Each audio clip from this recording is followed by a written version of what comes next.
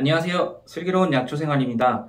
오늘은 저번 영상에서 소개드린 현 약용식물관리사 협회장이시자 제가 약용식물을 공부함에 있어서 많은 도움을 받고 있는 이영복 교수님께서 그 십전대보탕에 대해서 강의를 진행하신다는 소식을 제가 전해 듣고 저의 구독자분들에게도 그 강의 내용을 제공하고 싶다고 하니까 흔쾌히 승낙을 해주셔서 제가 인천에 가서 직접 촬영을 해왔습니다. 십전대보탕에 대해서 잘 알게 되는 시간이 되실 겁니다.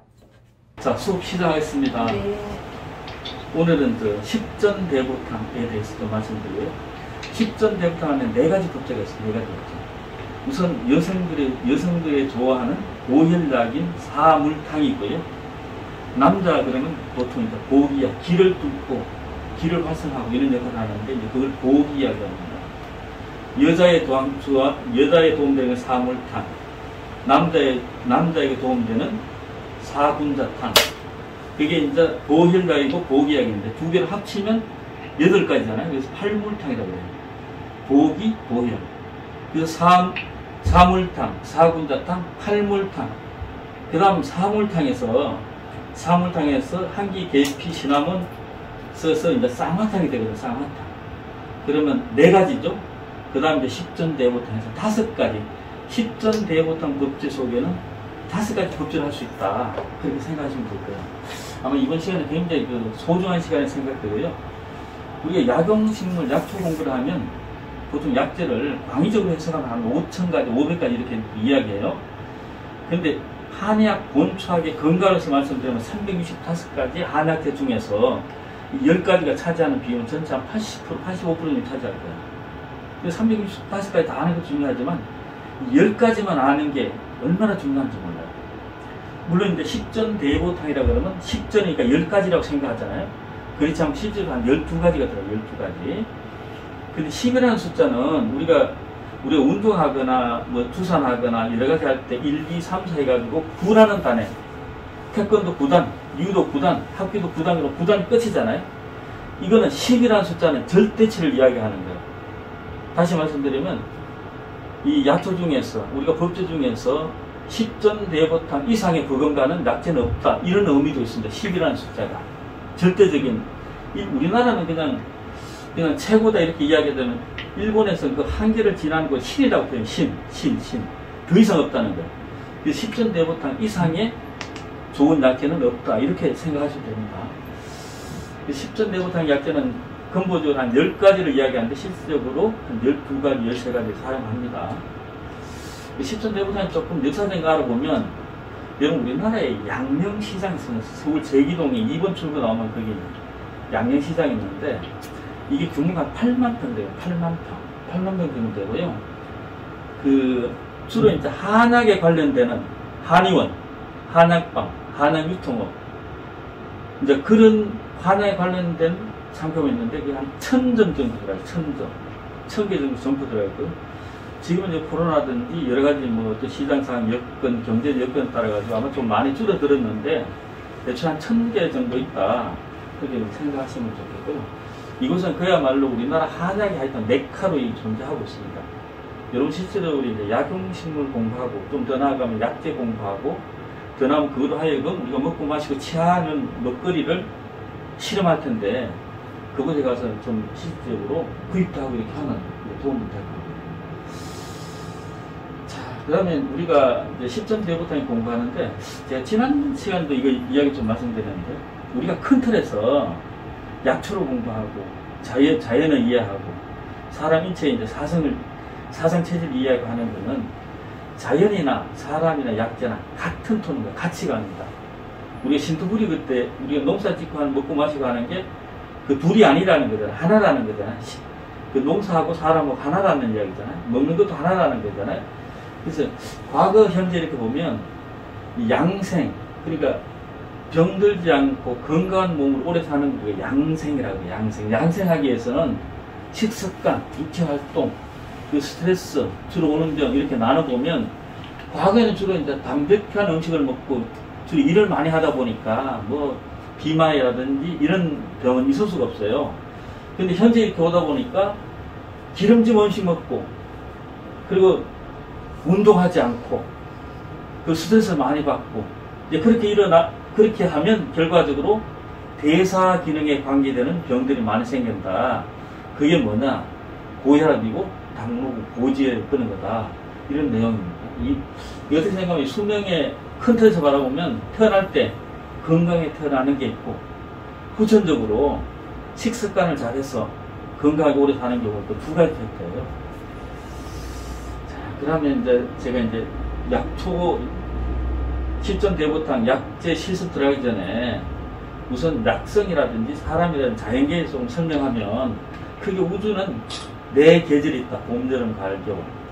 그리고 사람은 사상 체질이 있다. 그리고 약초는 네 가지 성질의 약성을 가지고 있다. 우리가 자연계 우주에서는 봄, 여름, 가을 있고요. 아침, 저녁이 있고, 비가 오고 그렇지 않는 날이 있고, 검은 날이 있고, 눈이 오고 비가 오고 이런 날이 있잖아요. 이 변화가 있듯이 우리 인체에도 사상 체질에서 그 인체 몸이 따뜻한 그 우주의 봄의 계절은 우리가 태양일이라고 그래요. 우주의 여름의 계절은 우리 사람으로 옮겨오면 소양이라고 그러고요.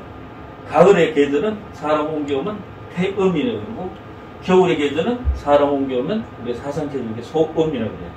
이게 자연하고 사람만 그런 게 아니라, 우리 오늘 이제 약초 공부할 텐데, 그 약초에도 네 가지 성질이 있어요. 따뜻한 성질이 있고, 뜨거운 성질이 있고, 선한 성질이 있고, 찬 성질이 있어요. 비가 나면 여러분 지금 여름철 굉장히 땀이 나고 뜨겁잖아. 이럴 때 주로 먹는 게 뭐냐 하면 오이, 가지, 냉채를 많이 먹잖아.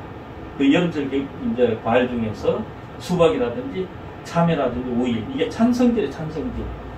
그래서 이게 우리가 먹고 마시고 하는 게 우연히 먹는 게 아니고, 다 그런 시기적으로 몸이 필요하고 급하고 그런 게 따라가지고 이제 먹고 마시고 하는데, 이게 조금 더 확대하면, 우리가 여러분 그 많이 들었을 거예요. 음양오행, 목화토금수 이런 이야기 많이 들었을 거예요. 자연의 오행을, 목의 기운은 이제 봄의 기운이고, 화의 기운은 여름이고, 토의 기운은 긴 여름이라고 그래요. 여름철을 두 개로 쪼개가지고, 긴 여름은 이제 토라 그러고, 가을은 이제 봄의 계절이라고 그러고, 겨울은 이제 수의 계절이라고 그래요. 근데 사람도 요 자연의 오행에 사람도 간, 신, 비, 폐, 신 해가지고, 간은 봄, 심장은 여름, 비는 가을, 비는 긴 여름, 폐는 가을, 심장은 겨울. 이게 좀 더 이제 약초로 보면, 약초는 산고, 감, 신함. 요거는 한문을 쓰니까 산인데, 요 산자는 신맛 난다는 맛이에요. 고는 썸맛 난다는 말이고, 감은 탄맛이 난다. 이제 신은 매우 신자, 신맛이 난다. 여러분 신라면 할 때 신자 그 매우 신자입니다. 그 함자는 짤 함자. 요게 그 우주의 사계절, 오행, 인간의 사상체질, 오장, 약초의 사성, 오미, 이게 다 일치되는 거지. 여러분 약초 공부를 쉽게 깊이 하려고 그러면 이 음양 오행만 잘 이해하면 그냥 풀 수 있습니다. 자연이 일어나는 걸. 자, 우선 건강에 대한 어떤 뿌리가 되는 게 이제 음양오행인데, 음양오행에 대해서 제가 간략하게 좀 말씀드렸고요. 자, 그러면 오늘 이제 중요한 거는 이제 10전 대부탕 실습하는 건데, 자, 우리가 이제 어떤 약재가 있다 그러면, 대개 약재 그러면 여러분 머릿속에 그걸 약탕기에 넣어서 끓여서 탕재로 먹는 걸 거의 생각하시잖아요. 자, 이게 우리나라에서 가장 대표적인 인삼입니다. 인삼은 조선시대 때 여러분 외국 나라 사신들이 우리나라에 꼭 바치는 곡물 중에 하나가 첫 번째가 인삼입니다. 인삼. 그 대한민국 그러면 인삼을 빼면 이야기할 수 없을 정도로 인삼이 굉장히 이제 중요하고 그러는데, 여러분 아시겠지만 그때 이제 개성인삼이 아주 유명합니다. 개성인삼이. 그때 조선을 대표하는 그 약재라고 생각할 수 있는데, 그 인삼 하나를 가지고 활용하는 건 이제 의약으로 활용하는 거하고, 식품으로 활용하는 거하고, 여러분 가정 속에 생활용품으로 활용하는 거 있는데, 대개 이제 의약품으로 활용한다 그러면 여러분 인삼 탕제로 끓이가 약탕제 끓여가지고 먹고 마시고 이렇게 하잖아요. 이걸 갈아서, 이걸 말려가 갈아가지고 캡슐에 담아 먹는 방법이 있고요. 또는 이걸 갈아서 캡슐뿐만 아니라 갈아서 우리 음식에 넣을 수 있습니다. 그래서 요 의학적으로 이제 그렇게 접근할 수 있고, 요 식품적으로 하면, 이런 우리나라 패스트푸드가 세계에서 아마 가장 짧은 시간에 성장하고 있는데, 특히 커피는 뭐 세계 시장에 대한민국이 아마 하나의 그 안테나 사업 기능을 가질 수 있는 정도로 막 팽창하고 있는데, 여러분 이제 햄버거, 맥도날드 햄버거나 롯데리아의 햄버거나 햄버거 속에 만약에 인삼을 이렇게 점해가지고 들어갔다 그러면 느낌이 틀리겠죠. 우리는 늘 먹는 것보다는. 그리고 비빔밥에, 특히 대한민국 대표적인 게 전주 비빔밥이 유명하잖아요. 비빔밥에 인삼을 넣는다든지, 아니면 의약으로 하지 않고 식품을 하지 않고 생활용품으로 오면요, 생활용품 무궁하게 우리가 사용할 수 있습니다. 이번 뒤에 이거 보면 전시대가 있는데, 제가 그냥 진열한 게 아니고 다 만든 거예요. 만든 건데, 우선 핀으로도 할 수 있고, 샴푸나 이런 것도 할 수 있고, 그리고 화장품도 할 수 있고, 생활용품 어디든지 할 수 있습니다. 그래서 지금 제가 PPT에 한정된 의약, 식품, 생활용품 이거 나누어놨지만, 여러분 머릿속에 약재를 가지고 활용할 수 있는 것은 무궁무진합니다. 그건 여러분 아는 것만큼 할 수 있습니다. 다만 기존에 인삼이라는 약재를 가지고 약탕기에 넣어서 약으로 먹는다 생각하면 그중 생각할 수 있는데, 이 생활용품으로 활용할 것이나 식품으로 활용할 것이나, 아니면 우리가 그 옷 속에 인삼이라는 걸 잘 이렇게 향을 추출해서 우리 몸의 향기로서 이게 할 수 있는 부분도 있고 여러 가지 있습니다. 십전대보탕의 좀 근간이 역사적인 거는 태평해민화대 국방이라는 이 책에 보면 이런 내용이 나옵니다. 한마디로 이야기하면 건강하게 오래 살 수 있는, 무병장수할 수 있는 약재가 십전대보탕이다. 십전대보탕 안에는 과로하고 투병 생활을 오래 하고 이럴 때 이런 게 좋은 약재다. 이런 내용들이 기록되어 있고요. 이런 자료가 이제 방제합편에도 나오고 동의보감에도 나옵니다. 자, 그러면 십전대보탕을 한번 실습해 봅시다.